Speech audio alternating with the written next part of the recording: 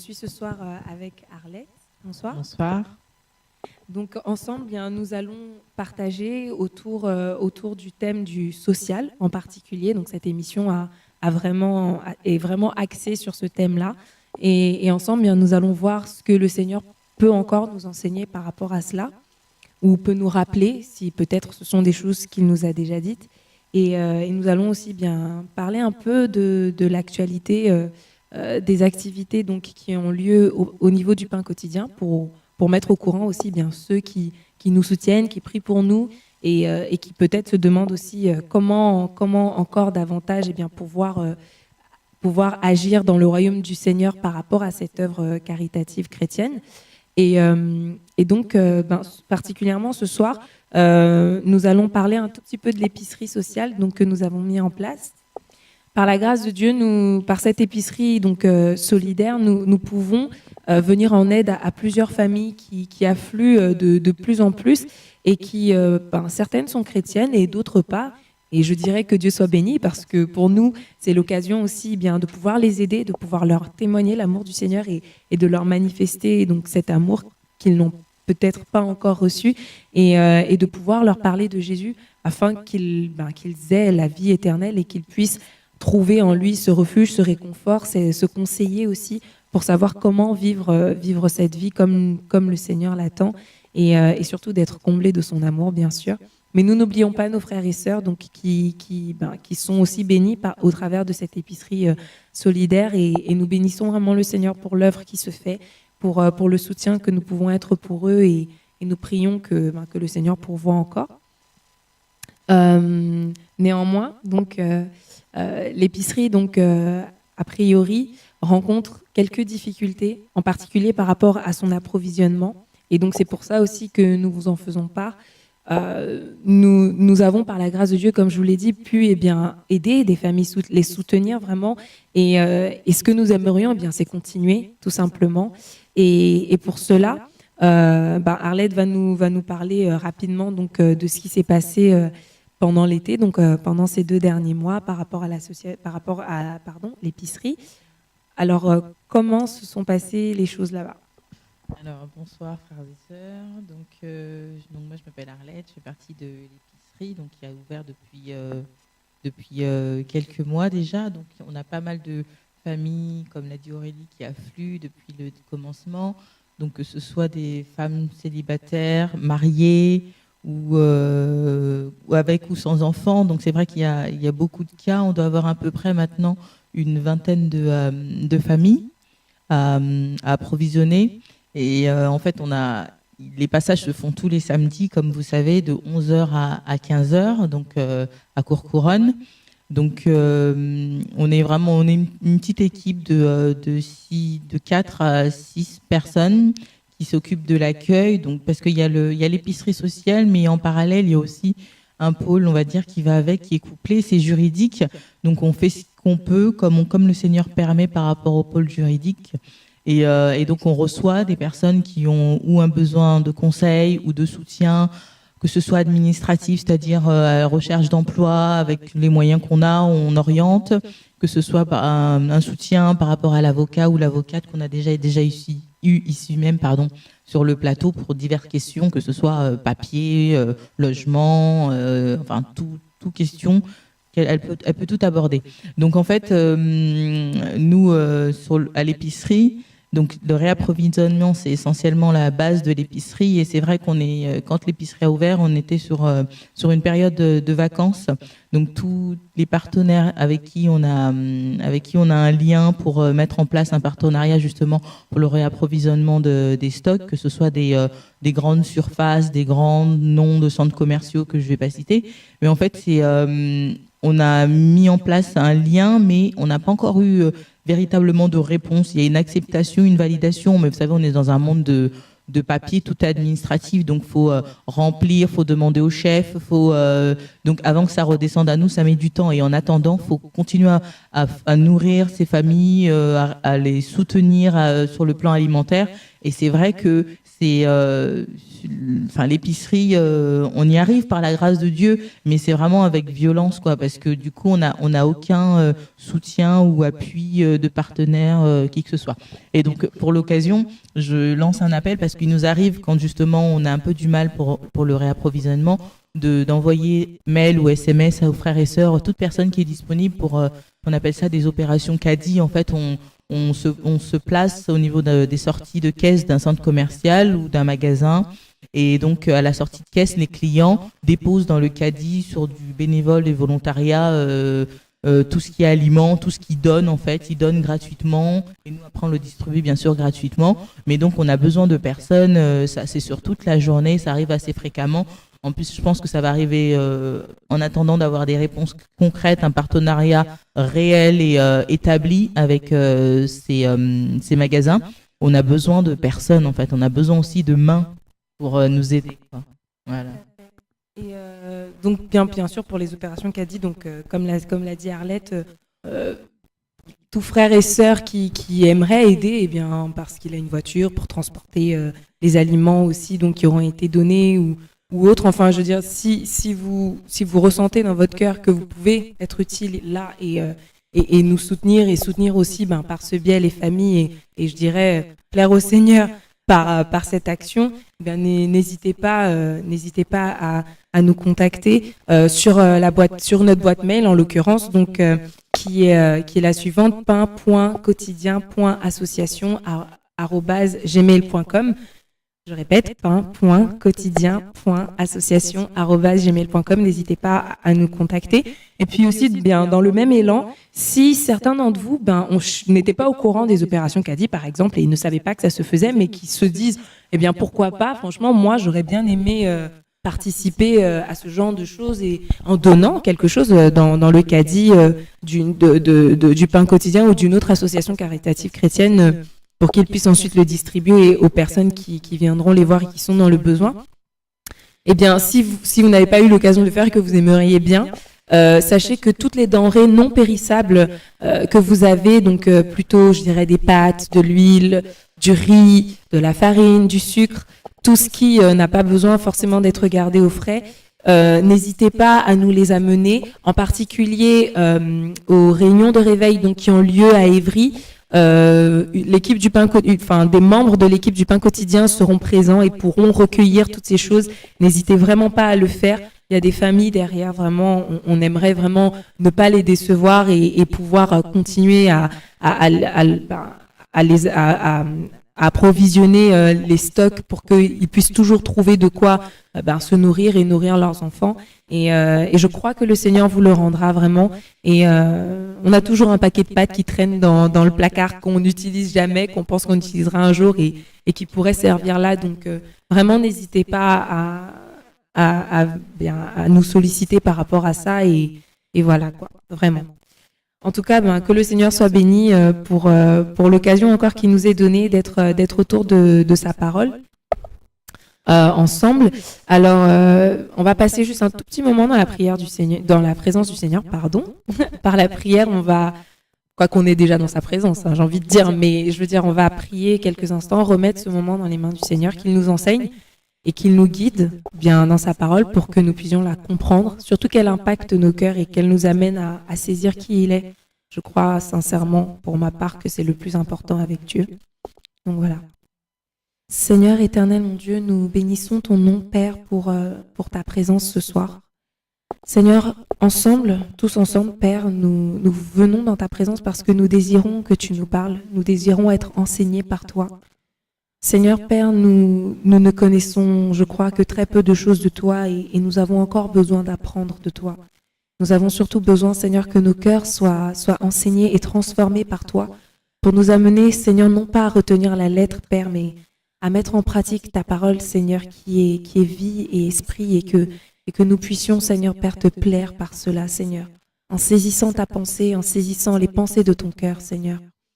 Père, mon Dieu, mon roi, dispose toutes choses et Et parle-nous, Seigneur, parle à nos cœurs ce soir. Au nom de Jésus de Nazareth. Amen. Donc voilà, ensemble, bien, nous allons partager quelques versets pour que le Seigneur donc nous a mis à cœur. Et puis, bien, nous allons voir ce que le Seigneur nous enseigne encore ce soir. Donc, ensemble, nous allons prendre la parole dans Zacharie. Zacharie, donc 7, chapitre 7. Et donc, nous allons lire tout le chapitre. Alors, je vais lire au nom de Jésus. La 4e année du roi Darius, la parole de l'Éternel fut adressée à Zacharie, le 4e jour du 9e mois, qui est le mois de Kilsle. On avait envoyé à la maison de Dieu Charetser et Régem-Mélec avec ses gens pour implorer l'Éternel et pour dire aux sacrificateurs de la maison de l'Éternel, des armées et aux prophètes, faut-il que je pleure au 5e mois et que je fasse abstinence comme je l'ai fait tant d'années ? La parole de l'Éternel des armées me fut adressée en ces mots. Dis à tout le peuple du pays et aux sacrificateurs, quand vous avez jeûné et pleuré au 5e mois et au 7e mois, et cela depuis 70 ans, est-ce pour moi que vous avez jeûné ? Et quand vous avez mangé, quand vous mangez et buvez, n'est-ce pas vous qui mangez et vous qui buvez ? Ne connaissez-vous pas les paroles qu'a proclamées l'Éternel par les premiers prophètes lorsque Jérusalem était habitée et tranquille dans ses villes alentours, et que le Midi et la plaine étaient habités? La parole de l'Éternel fut adressée à Zacharie en ces mots. Ainsi parlait l'Éternel des armées. Rendez véritablement la justice et ayez l'un pour l'autre de la bonté et de la miséricorde. N'opprimez pas la veuve et l'orphelin, l'étranger et le pauvre, et ne méditez pas l'un contre l'autre le mal dans vos cœurs. Mais ils refusèrent d'être attentifs, ils eurent l'épaule rebelle et ils endurcirent leur oreille pour ne pas entendre. Ils rendirent leur cœur dur comme le diamant pour ne pas écouter la loi et les paroles que l'Éternel des armées leur adressait par son esprit, par les premiers prophètes. Ainsi, l'Éternel des armées s'enflamma d'une grande colère. Quand il appelait, ils n'ont pas écouté. Aussi n'ai-je pas écouté quand ils ont appelé, dit l'Éternel des armées. Je les ai dispersés parmi toutes les nations qu'ils ne connaissaient pas. Je les ai dispersés parmi toutes les nations qu'ils ne connaissaient pas. Le pays a été dévasté derrière eux, et il n'y a plus eu ni allant ni venant. Et d'un pays de délices, ils ont fait un désert. Alors ici, nous nous trouvons donc dans le livre de Zacharie, qui est un prophète, donc qui a eu l'occasion d'être utilisé par le Seigneur après la captivité donc du peuple d'Israël à Babylone. Et donc ici, donc nous sommes dans un contexte où le peuple d'Israël est en train de sortir de l'exil. Et si tu peux nous dire un peu plus de mots par rapport à cela, Arlette ? En fait, une partie, je vais dire, les Israélites avaient pour mission, il y avait une partie des Israélites donc, qui étaient captives, et la délégation des Israélites avait pour mission d'enquérir au sujet du jeûne. Le jeûne avait été institué par leurs compatriotes qui étaient en exil. Donc, le jeûne était mis en place en fait pour commémorer la destruction du temple de Jérusalem. Donc, ça avait été établi par des chefs israélites, mais sans avoir en fait demandé l'avis du Seigneur. En fait, ils avaient pris leur propre décision. Donc là, en fait, le Seigneur leur demande aussi si vous avez fait ça, est-ce que c'était réellement pour moi ? D'accord. Donc en fait, ici, donc on se trouve dans le contexte où des hommes vont venir, donc comme Arlette l'expliquait par rapport au contexte, donc c'est les personnes qui vont vers les prophètes et vers les sacrificateurs pour implorer l'Éternel. Ce sont des personnes qui ont été envoyées, donc une délégation qui a été envoyée par les personnes qui sont en captivité. Et cette délégation va demander donc aux prophètes et à Dieu, que faut-il faire en fait pour que Dieu nous entende ?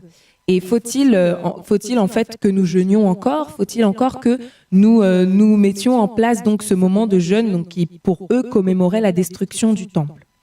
Et le Seigneur en fait ici va leur faire comprendre que déjà ce n'est pas lui qui leur a demandé de faire ça et que d'autre part avant que n'arrive cette captivité à Babylone pendant ces 70 ans que le Seigneur leur avait parlé. Et ce qui est intéressant ici de noter, c'est ce que le Seigneur leur avait dit. Avant donc qu'ils n'aillent en captivité, le Seigneur leur avait dit « Rendez véritablement la justice et ayez l'un pour l'autre de la bonté et de la miséricorde.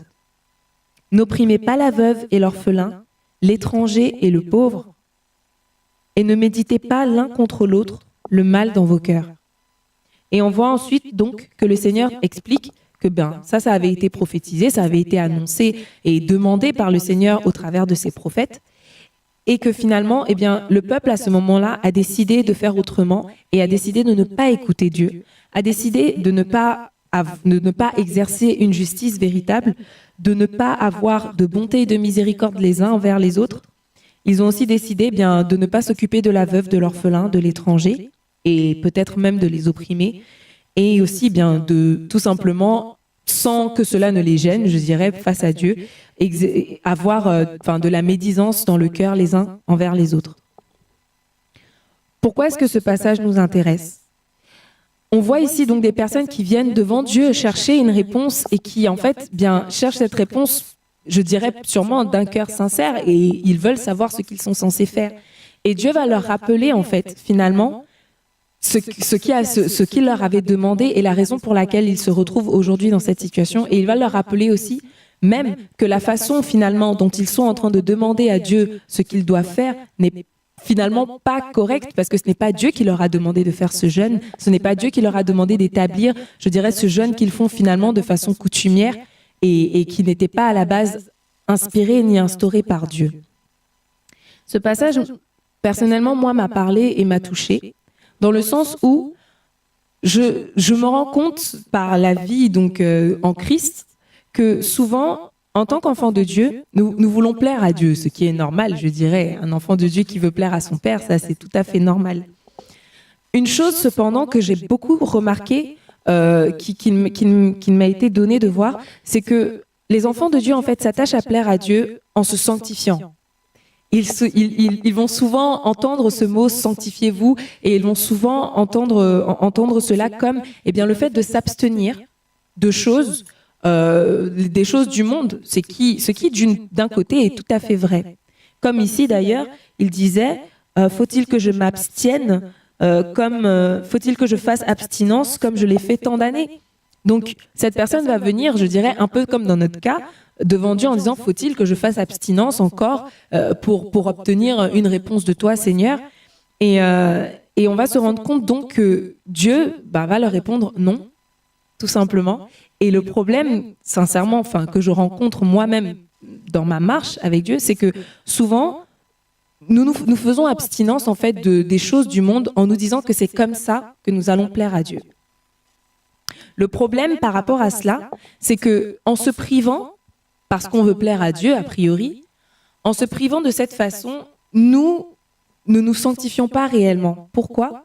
Parce que si nous sommes sincères avec nous-mêmes, nous allons nous rendre compte qu'en faisant cela, lorsque nous regardons les autres, nous n'avons pas un regard, je dirais, plein d'amour, de miséricorde et de bonté, comme le Seigneur l'a eu envers nous.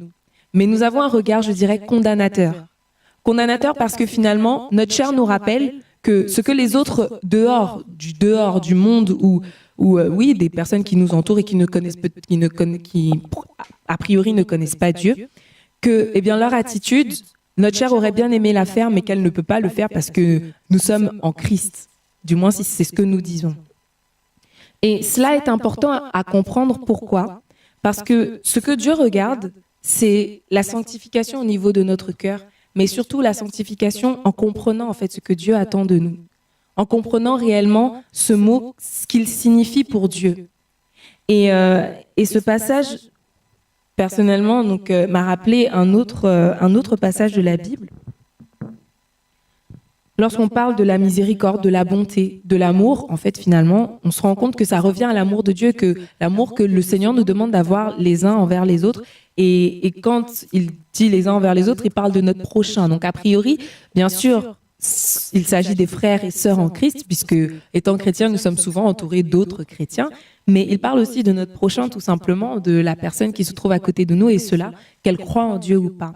Et donc, si nous allons dans 1 Jean 3, à partir du verset 14, nous lisons, si tu veux bien lire, Arlette. 1 Jean 3. À partir du verset 14. Oui. Nous savons que nous sommes passés de la mort à la vie parce que nous aimons les frères. Celui qui n'aime pas demeure dans la mort.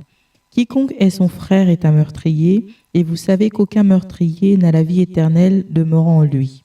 Nous avons connu l'amour en ce qu'il a donné sa vie pour nous. Nous aussi, nous devons donner notre vie pour les frères.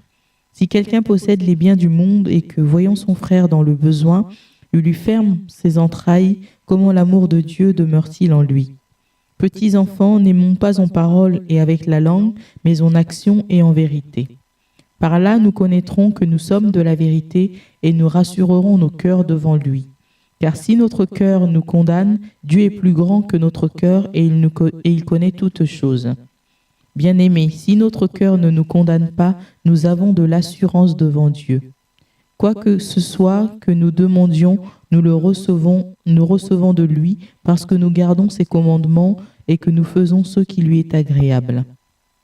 Et c'est ici son commandement que nous croyons au nom de son Fils Jésus-Christ et que nous nous aimions les uns les autres selon le commandement qu'il nous a donné.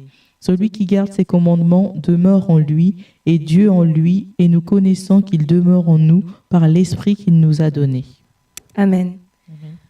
Alors ici, j'aime bien ce que Jean va nous dire. Il dit petits enfants, n'aimons pas en parole et avec la langue, mais en action et avec vérité. Par là, nous connaîtrons que nous sommes de la vérité et nous rassurerons nos cœurs devant lui, car si notre cœur nous condamne, Dieu est plus grand que notre cœur et il connaît toutes choses.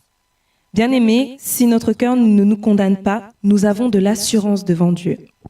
Combien d'enfants de Dieu se demandent, Seigneur, est-ce que je te plais vraiment ? Seigneur, est-ce que je fais vraiment ce que tu veux ? Seigneur, est-ce que ta parole habite vraiment en moi ? Seigneur, est-ce que je t'aime vraiment ? Seigneur, donc souvent, on va se demander, en fait, on va souvent se remettre en question. Et ça, c'est normal, je dirais, par rapport en tant qu'enfant de Dieu, parce qu'on est tout le temps, on est appelé à quotidiennement, je dirais même très souvent, nous remettre en question pour pouvoir marcher et demeurer dans la vérité. La Bible même nous le recommande, c'est vrai. Mais ici, Jean va nous dire que si nous aimons en parole seulement, il ne nous sera pas donné en fait d'avoir cette assurance-là devant Dieu. Et qu'il nous faut aimer en acte et en vérité. Et ici, on se rend compte que l'acte dont il parle, c'est le fait aussi, de savoir donner à l'autre, de savoir partager avec l'autre ce que l'on a. Et cela est très important en tant qu'enfant de Dieu parce que là, ici, Jean nous le dit, Jean dit que Dieu nous a prouvé son amour en ce qu'il a donné sa vie pour nous. Et que ainsi, de même, nous devons donner notre vie pour les frères, que nous devons donner notre vie aussi pour les personnes qui sont autour de nous. Et cela, en fait, ce dont moi je me suis rendu compte, c'est que nous y mettons souvent moins l'accent. Nous passons souvent beaucoup plus de temps à nous questionner sur nous-mêmes et à chercher à nous sanctifier, je dirais, mais finalement, en ayant cette attitude, bien, finalement, nous nous rendons compte que nous ne nous sanctifions pas vraiment puisque notre cœur est comme, je dirais, restreint ou aigri de la vie, aigri des choses, des choses qui nous entourent parce que finalement, nous ne mettons pas en pratique cet amour de Dieu là où il nous attend et nous regardons en fait les choses qui nous entourent comme étant des potentiels moyens de nous faire tomber dans le péché et jamais nous ne prenons le temps en fait de demander au Seigneur réellement, Seigneur, permets-moi de voir comme toi, Seigneur, permets-moi de regarder le monde qui m'entoure comme toi et permets-moi d'aimer comme toi. Je le dis souvent dans cette émission et c'est la vérité, si nous cherchons tous à ressembler à Christ, nous allons nous rendre compte que Jésus, en disant qu'il nous aimait, il a donné. Il a donné de lui-même, il a donné sa vie. Et si réellement nous aimons Dieu et que nous aimons les frères, que nous aimons aussi notre prochain, il nous faut donner. Bien sûr, vous me demanderez comment suis-je censé donner ? Qu'est-ce que je suis censé donner ? D'abord, bien sûr, notre vie. Nous sommes censés donner notre vie à Dieu. Nous sommes censés aimer Dieu de tout notre cœur, de toute notre force, de toute notre âme, de toute notre pensée, comme il nous le demande. Et j'aime Jésus. Parce que Jésus, qui est notre exemple par excellence, il a aussi donné sa vie pour les hommes. Il a donné sa vie pour ceux qui étaient autour de lui. Et d'ailleurs, je dirais pour ceux qui n'étaient même pas encore à côté de lui, parce que nous, on n'était même pas encore nés, qu'il était déjà mort pour nous. Et qu'il était ressuscité au 3e jour pour nous justifier. Donc, Jésus étant tellement merveilleux, le passage qu'il nous demande d'aimer Dieu de tout notre cœur, de toute notre force, et qui donc nous amène à tout donner à Dieu, nous demande aussi d'aimer notre prochain comme nous-mêmes. Et donc, en cela, bien, de faire à l'autre ce qu'on aimerait qu'on nous fasse à nous, où le Seigneur dira qu'en accomplissant cela, nous accomplissons bien la loi et les prophètes, tout simplement. Et donc, ce soir, l'encouragement que j'aimerais nous donner, c'est de persévérer. De persévérer, en fait, dans le fait de chercher à vraiment connaître ce qui importe à Dieu, ce qui intéresse réellement le Seigneur. Je ne dis pas que se sanctifier n'est pas une bonne chose. Je nous demande, en fait, sincèrement, de chercher à plaire à Dieu. Quand je parle de sanctification ici, je parle aussi du fait bien de vouloir plaire à Dieu. Cette intention que l'on a quand on a envie de savoir bien ce que Dieu attend de nous et comment lui plaire. De faire en sorte, en fait, que cette idée de sanctification, cette notion-là en nous, ne soit pas une notion qui soit tournée seulement vers nous, mais soit une notion qui prenne en compte, en fait, là où le Seigneur nous met et nous permette de comprendre, en fait, l'amour que Dieu attend que nous manifestions autour de nous. Et je dois dire, sincèrement, pour le vivre, que c'est une réelle bataille. C'est un réel combat que d'arriver à voir les gens, les hommes, le monde qui nous entoure comme Dieu le voit. C'est extrêmement difficile. Pourquoi ? Parce que, comme je le disais tout à l'heure, on a tous envie de se sanctifier et on vit dans un monde où on est oppressé par le péché et par toutes ces choses. Mais en réalité, quand en fait, on regarde l'autre, quand en fait, on regarde ces situations-là qui nous oppressent comme juste un moyen de nous faire tomber dans le péché et qu'on est stressé par ça, au final, bien, on ne fait que se concentrer sur notre propre personne et on ne regarde pas autour de nous. On n'a pas le temps pour ça parce qu'on est trop préoccupé par le fait d'être sauvé. Et donc, ça, on n'a pas le temps de regarder notre prochain et de se demander est-ce que telle personne a besoin de moi ou pas. On est préoccupé par d'autres choses. Alors que le Seigneur, en nous donnant sa vie, nous a aussi donné sa paix, nous a révélé sa personne, qui il est. Et en cherchant bien à comprendre pourquoi le Seigneur se comportait. Sincèrement, on peut se demander pourquoi le Seigneur passait autant de temps entouré, je dirais, d'indigents, entouré de personnes qui étaient dans la pauvreté, souvent bien parce qu'ils avaient un problème physique, parce qu'ils avaient un handicap, comme les aveugles, par exemple, comme les estropiés. Ils passaient autant de temps au milieu du peuple. Ils se mettaient au milieu de tout le monde. Et où il prêchait cette parole-là qui nous est aussi parvenue, merci Seigneur, mais où il la prêchait vraiment au milieu de tout le monde, et où même bien certains qui pensaient se sanctifier en se disant nous on garde la loi, nous on est vraiment attachés à la tradition, à la loi de Moïse et tout cela. Je veux parler par exemple des pharisiens qui pensaient et réellement connaître Dieu, être attachés à cette loi. Dieu va les reprendre en leur faisant comprendre qu'ils n'avaient rien compris, qu'ils étaient en train d'essuyer l'extérieur, mais que l'intérieur finalement ils ne le comprenaient pas, l'intérieur finalement ils ne le travaillaient pas, et que donc en cela bien, ils ne connaissaient pas Dieu. Ils n'avaient rien compris et qu'ils n'appartenaient même pas à Dieu. Le Seigneur a eu des paroles dures à leur rencontre. Et l'idée ici, donc, qui a amené, c'est de faire attention, en fait, à ce que nous n'ayons pas la même attitude et à ce que nous saisissions réellement la pensée de Dieu par rapport à nous et par rapport à ce qu'il attend de nous, par rapport à son cœur, véritablement.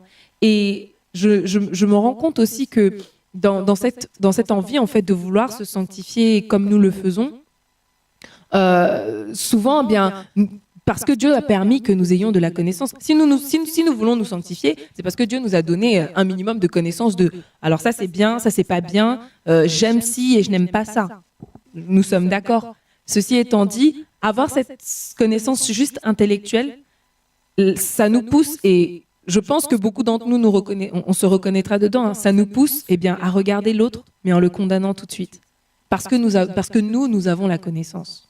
Alors nous, en tant qu'enfants, nous, en tant que chrétiens, nous connaissons ce qui est bon ou pas. Nous connaissons Dieu et eux ne connaissent pas. Et donc forcément, instinctivement, nous nous mettons en fait de façon instinctive, hein, humaine, tout à fait très lambda, nous nous mettons au-dessus d'eux.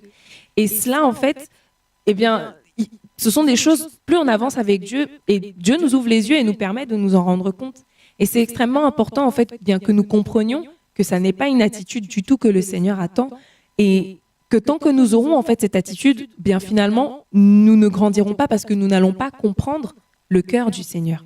Nous n'allons pas comprendre réellement son cœur et nous allons faire les choses par abstinence, comme on nous en parle dans Zacharie, et non pas par réelle révélation de qui il est et de compréhension surtout, je dirais, de son amour véritable qui nous amène à regarder les autres comme des potentielles personnes que le Seigneur peut toucher, peut délivrer, dans lesquelles le Seigneur peut faire des choses incroyables, peut nous amener à regarder bien ce qui est bon, enfin ce qui est bon dans la personne, je dirais ce que Dieu a posé de bon dans ces personnes, parce qu'il y a des personnes qui ne connaissent même pas Dieu et à qui pourtant Dieu a déjà donné des choses, même qui je dirais, lui appartiennent. Juste par rapport à ce que Aurélie vient de dire, effectivement, il y a des personnes qui n'ont pas encore reçu Christ, mais ils ont déjà quelque chose. En fait, il leur manque juste Christ, en fait.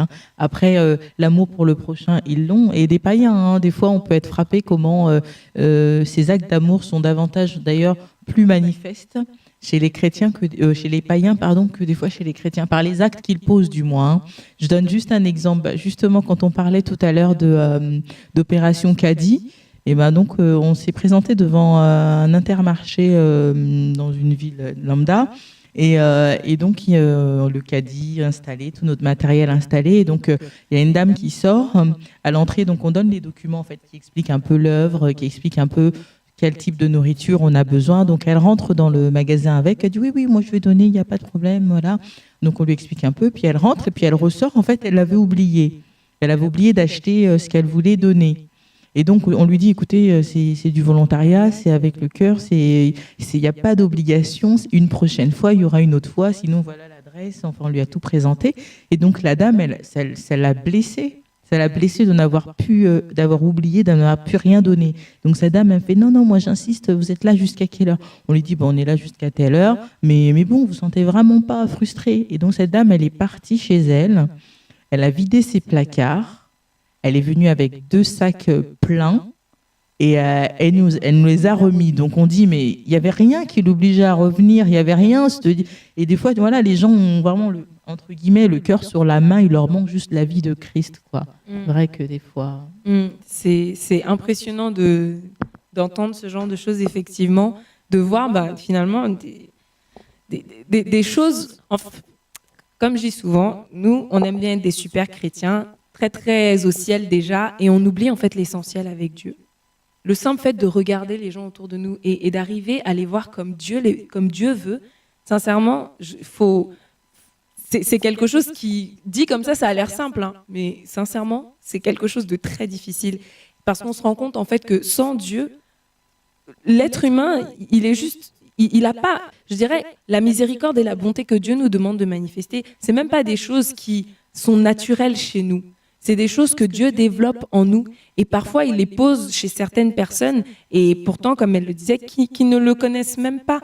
Et ça, quoique, nous, on pense qu'elle ne le connaît pas, mais peut-être qu'elle le connaissait. Enfin, moi, j'y étais pas, donc je ne sais pas. Mais je veux dire, c'est des choses qui sont simples, en fait. Et je prie vraiment que le Seigneur nous amène, et je m'inclus, nous amène, en fait, vraiment à cette simplicité de l'Évangile où l'amour de Dieu se manifeste de façon vraiment simple, dans la plus grande des simplicités.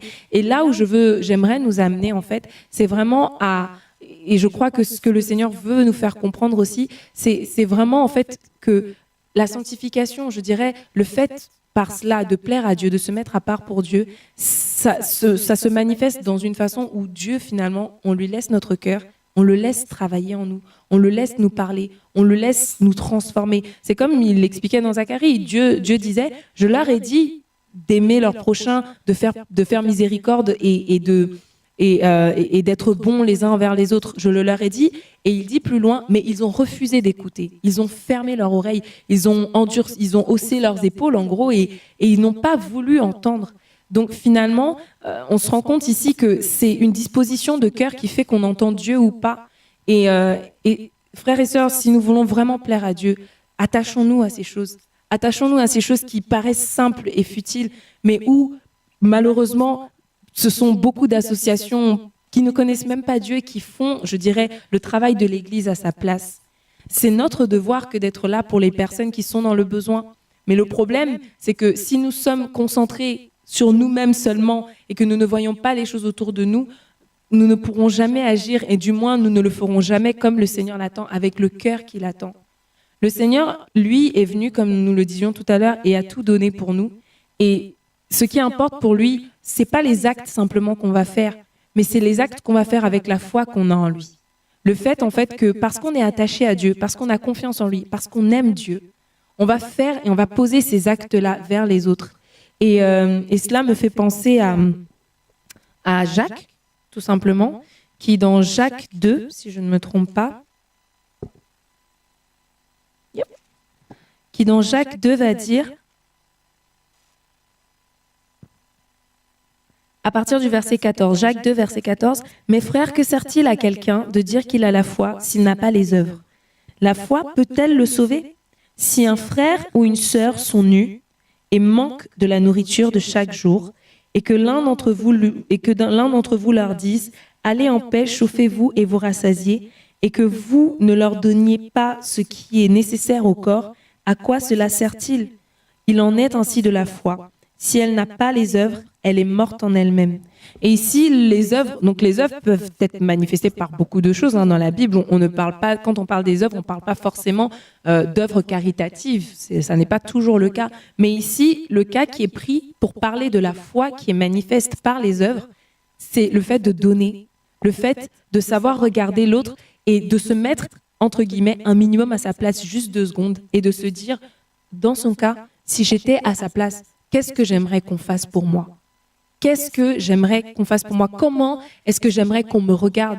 Est-ce que j'aimerais qu'on me regarde juste en passant parce que je suis tout le temps assis à cette place au niveau de tel métro et que des milliers de personnes passent tous les jours et me voient à peine? Ou est-ce que j'aimerais qu'une personne pose ses regards sur moi et ne me donne ne serait-ce qu'un sourire et ne me parle ne serait-ce que 2 secondes pour me demander comment je vais?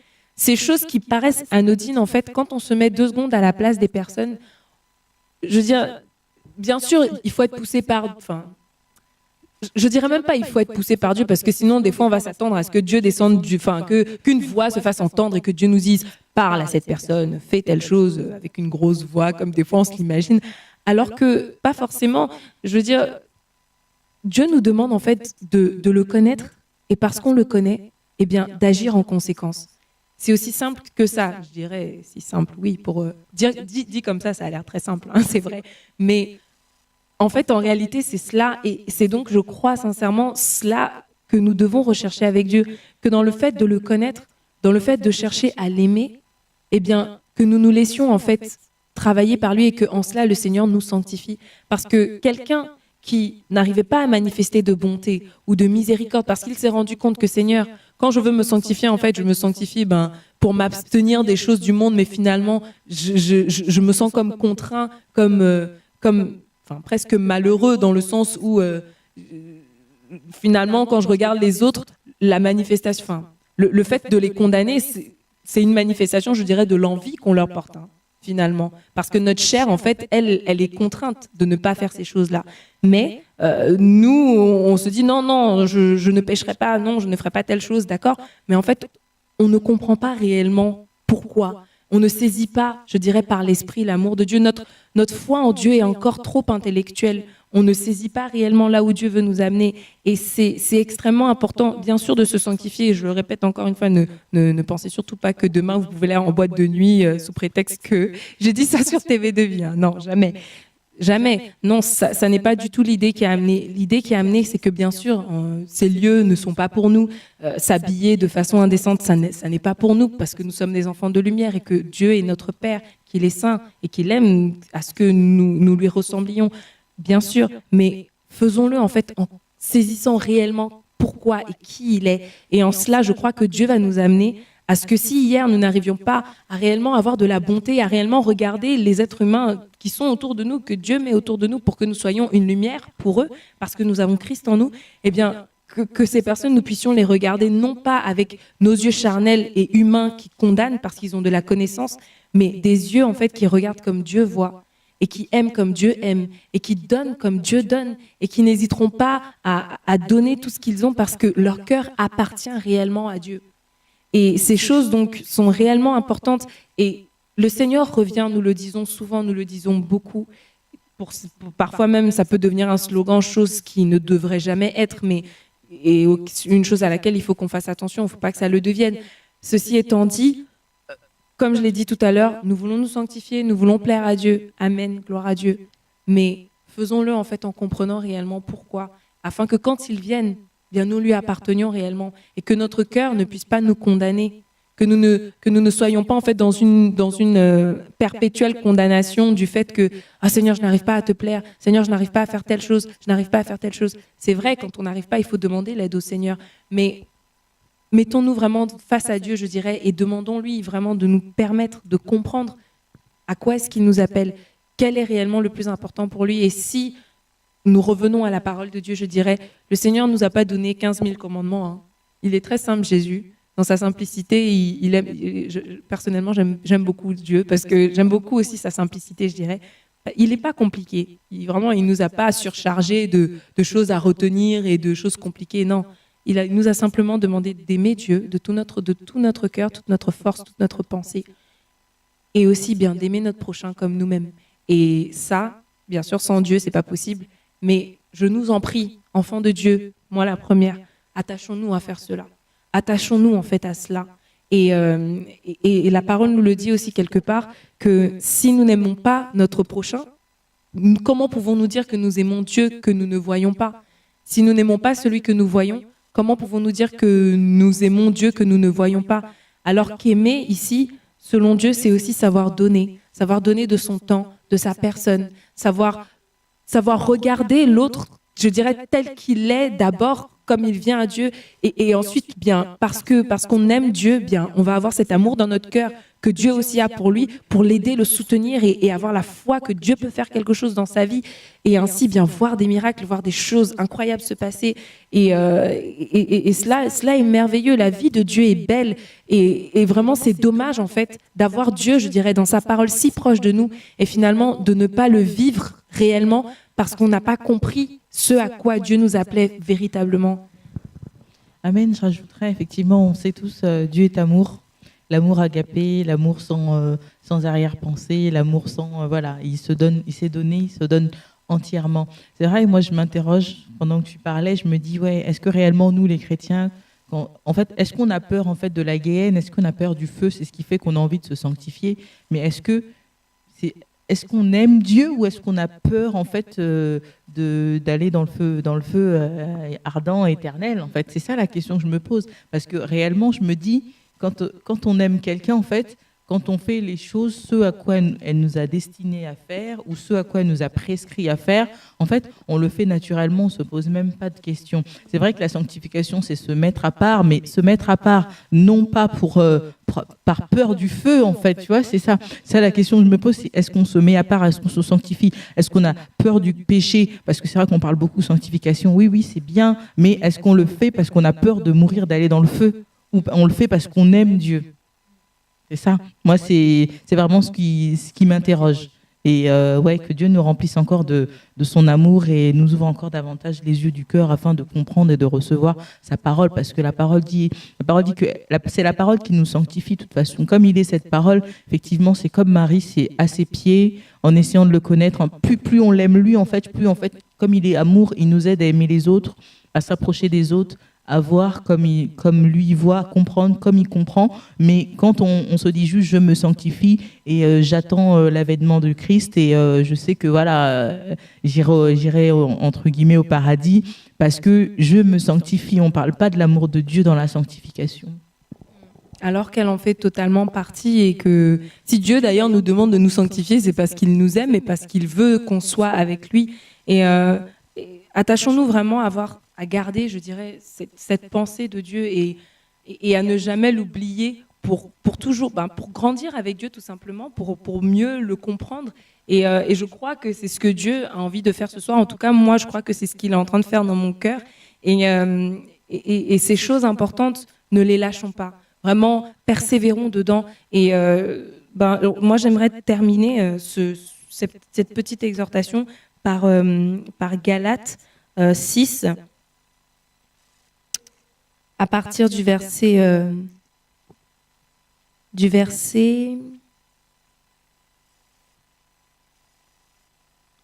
7. Galates 6, à partir du verset 7, la parole nous dit « Ne vous y trompez pas, on ne se moque pas de Dieu. Ce qu'un homme aura semé, il le moissonnera aussi. Celui qui sème pour sa chair moissonnera de la chair la corruption, mais celui qui sème pour l'esprit moissonnera de l'esprit la vie éternelle. ne nous lassons pas de faire le bien, car nous moissonnerons au temps convenable si nous ne nous relâchons pas. Ainsi donc, pendant que nous en avons l'occasion, pratiquons le bien envers tous et surtout envers les frères en la foi. Donc ici, Paul va nous encourager vraiment à persévérer dans le fait de pratiquer le bien et de finalement de travailler sur cette terre dans l'espérance, bien non pas de récolter sur cette terre, mais de récolter donc au ciel et de récolter le fait déjà d'être avec Dieu. Ce sera une grande récompense, je pense, au-delà des couronnes et de tout le reste. Tout ça, ce sera très bien. Hein. De toute façon, Dieu est juste, donc il rendra à chacun selon son œuvre.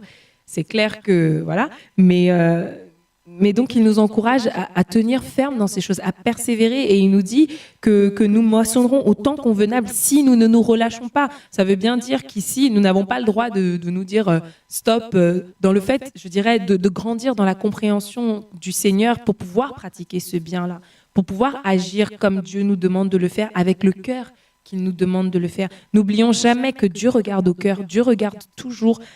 Avant de regarder les actes que nous posons, il regarde pourquoi est-ce qu'on les pose. Il regarde les motivations qui nous animent. Et cela, ça vient de notre cœur. Et c'est pour cela, en fait, qu'il faut absolument savoir avec Dieu, Seigneur, mais pourquoi est-ce que j'agis de telle ou de telle façon? Et comme ma sœur le disait, pourquoi finalement est-ce que je dis que je me sanctifie? Est-ce que je me sanctifie parce que j'ai peur de toi? Parce que j'ai peur que si je pêche, tu me frappes?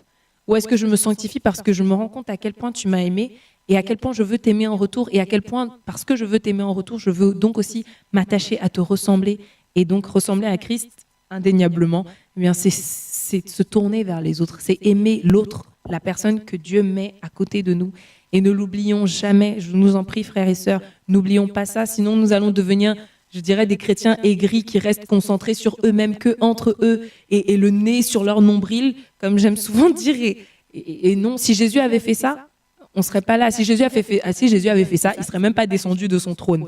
Il n'aurait pas eu le temps pour ça, parce qu'il se serait regardé lui-même en disant, écoute, je suis parfait, je n'ai pas besoin d'eux. Et voilà, et ça n'est pas l'amour ni la manifestation de l'amour du Seigneur. Et j'en parle personnellement encore ce soir, parce que je sais que ce sont des choses, en fait, sur lesquelles l'ennemi joue, sur lesquelles l'ennemi, il veut qu'on reste dedans pour ne pas que nous découvrions réellement qui est Christ, pour ne pas que nous découvrions qui est Jésus et son amour, et surtout pour ne pas que nous restions attachés à la simplicité de l'Évangile. L'Évangile est simple, frères et sœurs, et attachons-nous en fait à cette simplicité-là, à ne jamais vouloir aller, je dirais, au-delà et être plus spirituel que ce que Dieu nous demanderait. Bien, je ne dis pas qu'il ne faut pas grandir spirituellement avec Dieu, attention, hein, bien sûr, mais que comprenons-nous par cela? Est-ce que grandir spirituellement avec Dieu, c'est arriver à passer 5 heures dans la présence du Seigneur, je dirais chez soi, à méditer tous les jours? Ou est-ce que c'est savoir grandir par rapport à l'attitude de notre cœur vis-à-vis de Dieu, et savoir faire preuve davantage de miséricorde, de bonté, de compassion, d'amour, de sainteté? Est-ce que c'est plutôt l'un ou l'autre? Personnellement, moi, j'opte pour la deuxième option, et c'est ce que je recherche, en tout cas, avec Dieu, et je prie vraiment que cette pensée que le Seigneur nous a donnée ce soir, nous puissions la partager et chercher, en fait, vraiment à nous attacher à cela. Donc voilà, et puis, en ce qui concerne le fait, finalement, de pratiquer le bien, comme il nous l'est demandé dans Galates, en tout temps, de ne pas se relâcher, et en toute occasion, pendant qu'il nous l'est donné, c'est de pratiquer le bien. J'aime cette idée ici, sincèrement, parce que j'ai l'impression, en fait, c'est comme si finalement ces personnes à qui Paul parle, Paul parle dans Galates, cherchent l'occasion de pouvoir pratiquer le bien. Comme si, en fait, ils sont à l'affût de la façon dont ils pourraient pratiquer le bien. Et ça me touche, en fait, parce que je me dis, ils n'attendent pas à ce que même ça vienne à eux, quoi. Ils se disent, non, il faut que je trouve le moyen de pratiquer le bien. Et ça me rappelle aussi donc, un texte qui nous avait été amené à partager ici, qui nous faisait voir qu'un empereur romain, dans les premiers siècles, je dirais, de l'Église, se plaignait du fait que les chrétiens étaient les premiers à aller prendre soin des personnes, des étrangers, des personnes qui étaient dans le besoin, et que c'est pour ça que leur croyance se développait aussi vite. Et il était très en colère contre ça parce qu'il disait mais pourquoi est-ce que nous, Romains, qui croyons dans plein d'autres dieux, voilà, ils nous considéraient comme des personnes, enfin, ils considéraient les chrétiens comme des personnes, je dirais, profanes, que en gros, ce sont nous qui sommes les hérétiques, quoi. Comment est-ce que ces hérétiques-là, donc les chrétiens, arrivent à prendre autant de terrain parce que nous ne faisons rien? Et donc c'est impressionnant de voir l'affût dans lequel étaient les chrétiens donc, au 1er siècle pour prendre soin de ceux qui étaient dans le besoin, parce qu'ils se rendaient bien compte qu'en faisant cela, eh bien, de un, l'amour de Dieu était manifesté, et de deux, la parole était prêchée, et ainsi les gens étaient gagnés à Christ. Rendons-nous compte en fait que Dieu nous place dans ce monde aussi pour ça. C'est notre rôle, Église, et ne l'oublions surtout pas.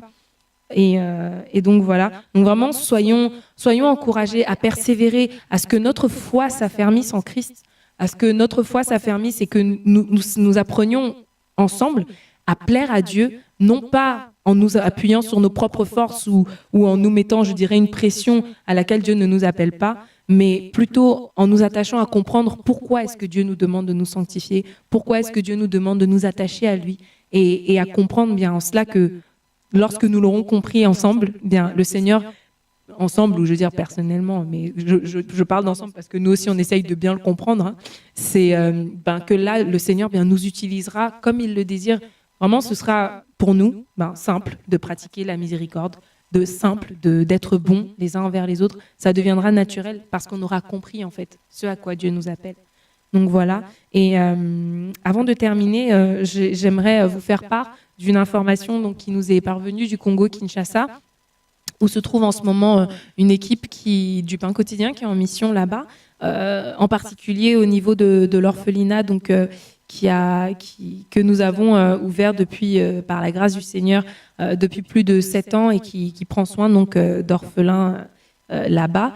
Bien, l'information qui nous a été donnée, c'est que le matériel en fait et le mobilier aussi ont besoin d'être renouvelés pour que les enfants puissent correctement étudier, correctement vivre correctement, je dirais, dans de bonnes conditions dans cet orphelinat, et que donc pour cela, ils ont été sur place effectivement pour voir comment ils se portaient, aussi pour faire le point, et donc ce sont leurs retours.